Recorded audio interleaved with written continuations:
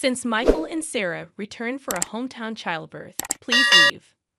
My mother-in-law stated in a chilly voice. Her eldest son and his wife are due in 3 days. Me leave? I asked, confused and stunned. Yes, we don't need another mother figure anymore. You've been redundant for a while now. Michael and his family will be living here, so make sure you're out by tomorrow, she continued. I knew I was never truly accepted into the family since the day I got married. Treated as a wife, never did I imagine they would tell me to leave. You barren failure, you were allowed to experience raising a child. Be grateful. We have no obligation to support you anymore. It seems like Simon is tired of you too. What's Simon to? I gulped down my saliva. If it's not a conspiracy between my mother-in-law and Michael, then I don't need to stand in ceremony with my husband anymore. Foolish to drive me out, but it was my mother-in-law who ignited this. What happens to this house now is none of my concern. May they face the reality they have ignored squarely. Personally, I'm Anna Thompson, 45 years old, living with my husband and mother-in-law in a popular area close to the station. The access to the city center is superb. When house hunting, my picky husband, recently promoted to a managerial position, insisted on a spacious apartment. The rent was steep, but the space and rooms made it worth the stretch. My husband, Simon, 8 years my senior, a divorce I met through a friend's introduction. Comforted by the enveloping kindness unique to an older man, we decided to get married after 2 years of dating. Even when I told him about my infertility due to past illness, his affection did not waver. Likewise, my feelings remained unchanged when I learned of the circumstances he carried. My husband had a son named Michael from his previous marriage. I'm truly sorry to ask you, who have never been married, to live with my parents and son. I won't make you suffer. I'll ensure you're happy. That was the promise he made to me. To prevent me from feeling suffocated, my husband suggested moving to a spacious apartment where I could have my own room. Michael, turning 10 this year, won't need much care with my mom around. You don't have to push yourself. After his divorce, my husband got help with childcare from his parents at their home. A few years later, Simon's father passed away in an accident, and it seems his mother took over as Michael's caretaker. From the first meeting, Michael wouldn't even make eye contact with me. I thought it might be his shy nature, approaching a difficult age, so I didn't worry. As long as they accepted me as a member of the household, I was content. My mother-in-law was a quiet and refined person. When I visited to formally introduce myself after our engagement, she treated me with such politeness that I thought we would get along fine living together. I'll continue to prepare the meals as I have been. Simon comes home late, so it's okay if we eat at different times, right, Anna? I'll leave the cleaning and laundry to you. All right, let's work well together. After getting married, I switched from a full-time employee at the pharmacy to a part-timer due to the division of household chores.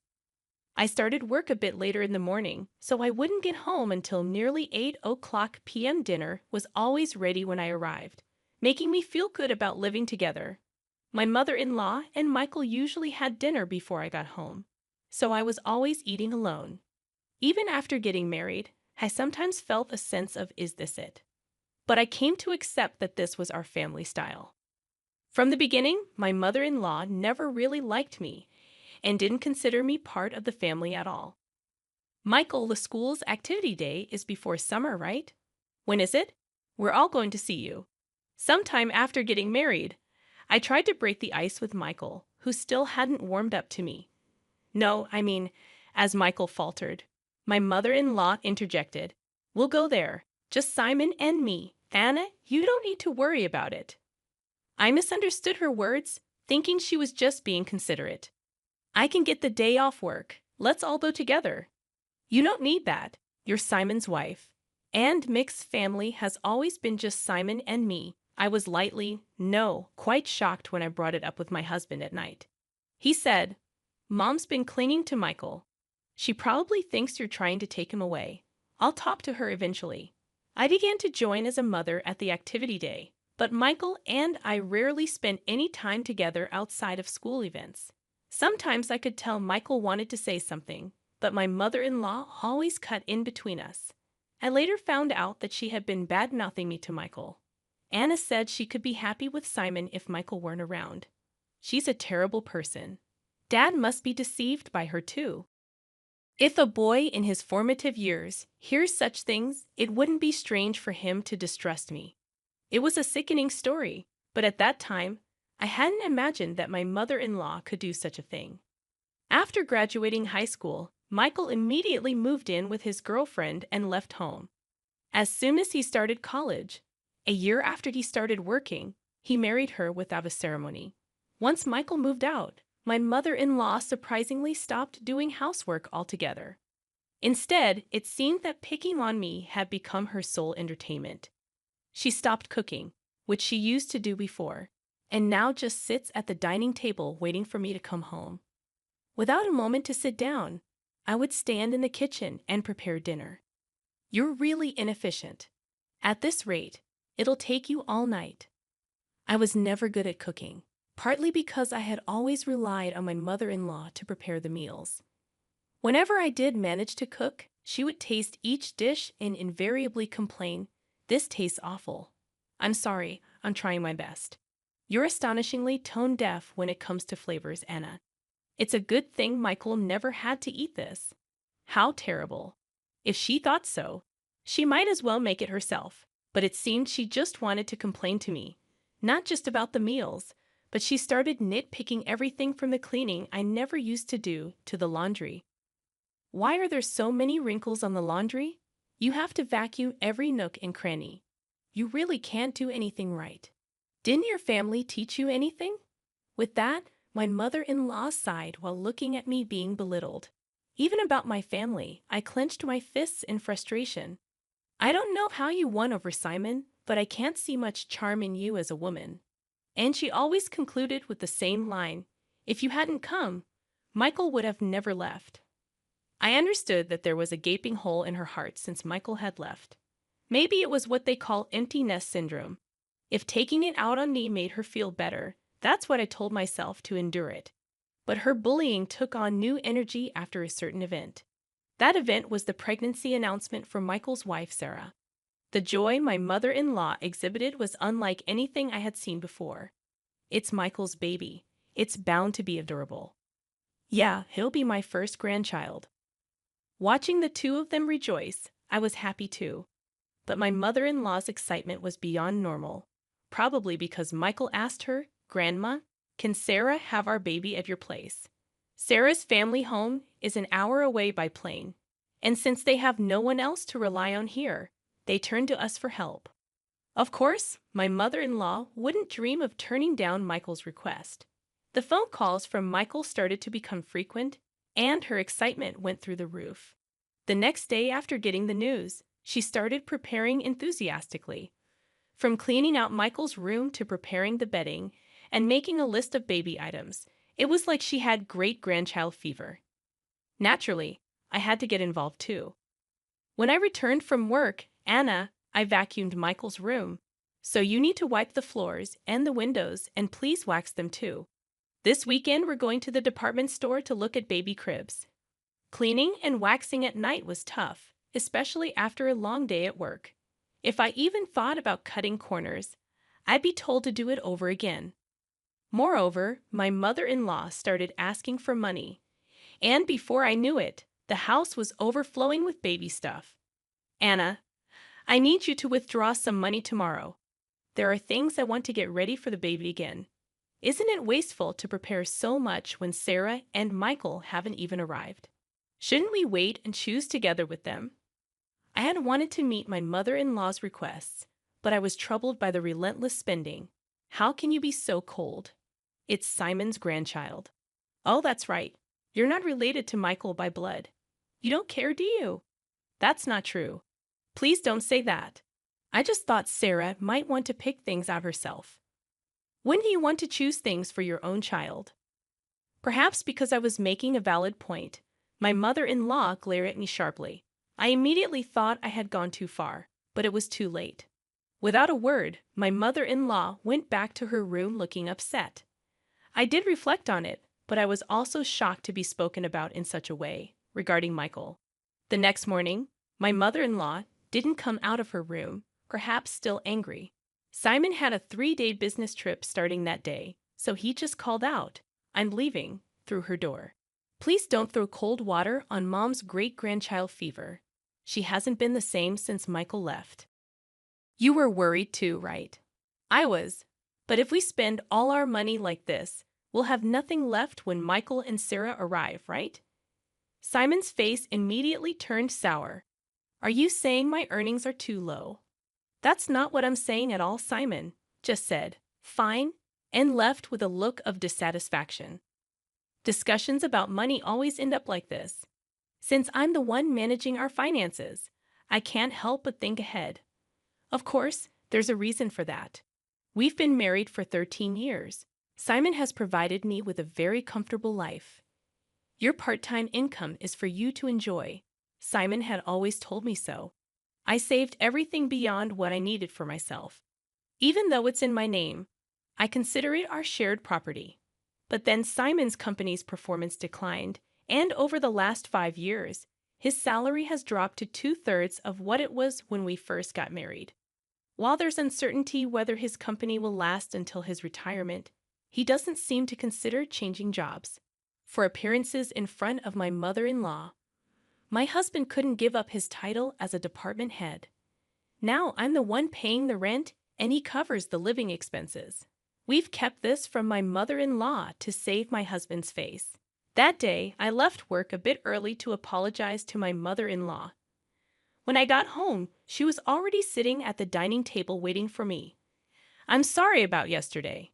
I may have gone too far," I admitted, but my mother-in-law remained silent. Instead, she blindsided me with unexpected news. Michael and Sarah are returning for a hometown childbirth. Please vacate, my mother-in-law declared in a chilly tone. The eldest son and his wife were set to arrive in 3 days. Perplexed and stunned, I asked, "I have to leave." She affirmed, "Yes, we don't need another mother figure anymore. You've been redundant for a while. Michael and his family will be living here. Make sure you're out by tomorrow." The realization hit me hard. I had never truly been accepted into the family since the day I got married. I had always been treated as an outsider. The news of Michael's return for the birth made it clear. "You barren failure," my mother-in-law continued. "You are allowed to experience raising a child. Be grateful. We have no obligation to support you anymore. It seems like Simon is tired of you too. Maybe he's getting along well with a new girlfriend by now." Shocked, I gulped down my saliva, contemplating the possibility of my relationship with my husband growing distant. Could this be a trap I fell into, thinking my husband would never? I remembered that, up until a year ago, he never had overnight business trips. "All right, I'll eat out tonight," I said, grabbing my bag and leaving the house to walk aimlessly. I needed to calm my severely shaken heart. Worried about my husband, I tried calling his cell phone despite my mother-in-law's words. I still wanted to talk to him, but he didn't answer, no matter how many times I rang. I dialed his office, only to learn that he had taken a couple of days off. My mother-in-law's words began to ring more true. Could he really be on a trip with another woman? Dark thoughts crowded my mind, and I found myself overwhelmed with emotion, tears streaming down my face. Staggering along, I noticed the tavern behind the station, a place we used to frequent when we first moved here. "It's still here," I thought as I entered. "Welcome." The tavern owner's expression clouded briefly upon seeing me. Then he nodded in recognition. "Hey, long time no see. It's been about 8 years. I used to come here a lot with my husband," I said. "Yes, it's been a while." "I remember you," he replied. I couldn't help but smile, feeling a sense of relief. "Can I get a beer and a mixed plate of grilled chicken, please?" I asked. The owner, a man of few words as always, nodded. As I sipped the cold beer and savored the grilled chicken, I took out my cell phone, and the screensaver lit up with a photo of us when Michael turned 18. Looking sharp in the slim suit we had picked out together, I wished for us to be closer as a family. The beer washed down my throat, taking the day's fatigue with it. Could I really move out tomorrow? Contemplating the next steps, I searched for moving companies, finding one for the job the next day. I also looked up junk buyers and saved 2 companies in my favorites.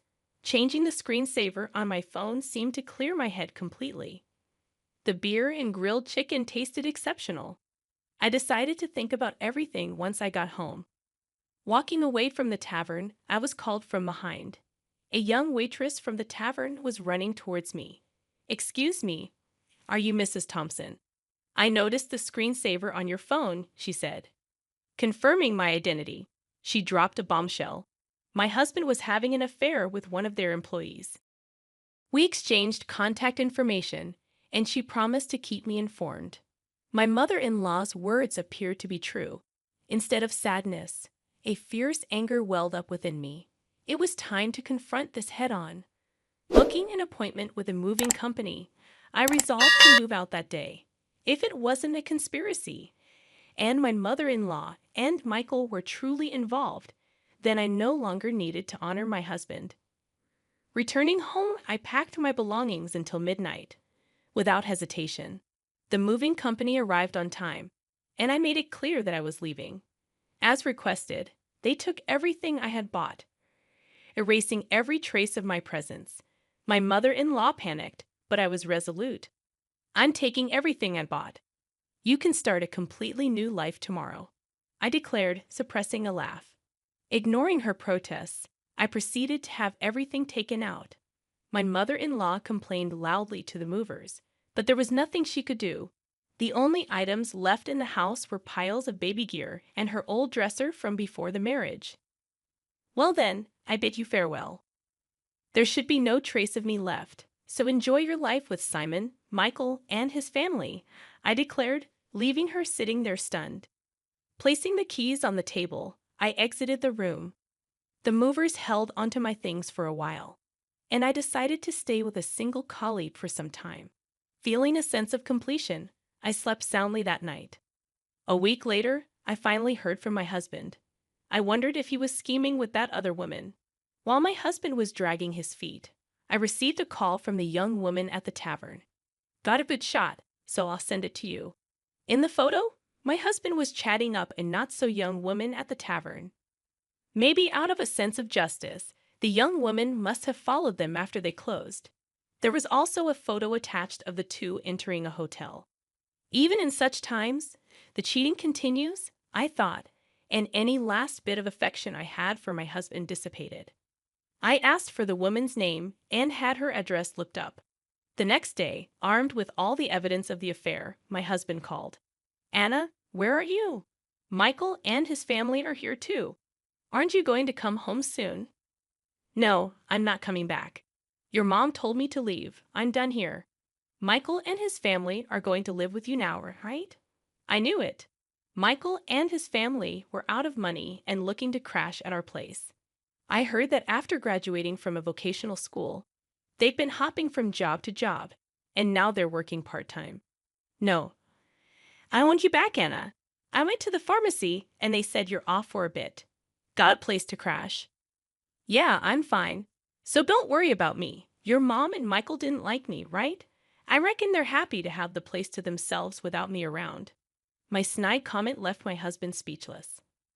He knew his mother and Michael never accepted me as family, but pretended not to see it. "Well, all right. I have something to say, so I'll come back there once," my husband replied with a relieved please in his voice. Days later, I returned to the house for the first time in a long while. Some new pieces of furniture and appliances were inside. When Michael and Sarah saw me, they just nodded from their seats on the sofa without getting up. As I took a seat, my mother-in-law glared at me with a scary look on her face. The atmosphere was tense, and just as I thought to get things done and leave quickly, Michael spoke up. "What are you doing here? You took everything from the house. What kind of monster does that? Dad's been supporting you, and you've had it easy." I sighed. "I took everything because I paid for it. I wanted to remove all traces of me, just as you wanted, right? That's crazy, right? There's no way you could afford all that just working part-time at the pharmacy," my husband said. When I glanced at him, he started talking as if he'd resigned himself. We've been getting by on what Anna and I both make for a little while now. Then the stuff you took should be both yours." Instead of my speechless husband, I decided to speak up. "Simon's company has been doing poorly, and his salary plummeted. That's why, for the past 5 years, I've been covering what's missing. But that wasn't enough, and now I'm the one paying our rent." My mother-in-law looked at my husband with surprise. "I'm not just a part-timer, I'm a part-time pharmacist, and the pay is quite good. I'm making more than Simon now." At my words, my husband awkwardly looked away. My mother-in-law's eyes were frantically shifting between my husband and me. "From now on, Michael, you'll be paying the rent. You're going to live here, right? After all the help your grandma's given, it's time for you to take care of her." Michael looked at me with a shocked expression. When I dropped the news suddenly, "Rent? How much is it?" he asked. "It's $5,600.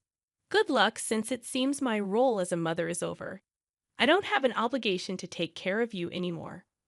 Pull yourself together. You're going to be a father soon." Michael murmured with a shake of his head, "That's impossible." It was Sarah who raised her voice upon hearing this. "Wait, $5,600? Weren't we supposed to live here for free, covering rent and living expenses?" I almost burst out laughing. "Don't worry, Sarah. You can move to a cheaper place. Simon still makes a decent salary." Hearing this, Sarah's face relaxed a bit. "Oh, since I'll be leaving you, Simon, life might still get tough with your mistress, huh?" At that, Sarah finally broke down in tears. It was my husband who panicked. "What? What are you talking about?" Sarah replied, "Oh, your mother told me about the new woman. I guess it's time to end my role as a wife, too. My husband must think there's no evidence. Indeed, it hasn't even been 10 days since I left the house. Wouldn't that hurt Mary if she heard you? Well, I'll get in touch about that later." At the mention of Mary's name, my husband jolted, realizing that I knew everything. He held his head inside. This is not the atmosphere to write a divorce paper. "Well then, I'll be going now. Please talk to me further through a lawyer." Neither my husband Simon nor Michael said anything more, staying silent as I grabbed my bag and stood up. My mother-in-law stood up simultaneously, slamming her hands on the table. She yelled with a voice too strong for an elderly woman, "What the hell? It's all your fault our home is in shambles." I was instantly irritated. "It was you who told me to leave. It was you who said Simon had another woman. And you interfered with my relationship with Michael. Everything was you." I felt a surge of heat in my chest. I regretted not being more assertive with my relationship with Michael, not holding back because of my mother-in-law. "Michael has nothing to do with this. It's time for you to step up, Simon. He's going through a hard time. You should support him as his wife, take responsibility as a family member." What is she even talking about? If she hadn't called Michael back home, if she hadn't hinted at Simon's affair, I would still happily support Simon and this home I always believed in and supported. "Simon, where are you?" "Michael, why are you still here?" It's all her fault.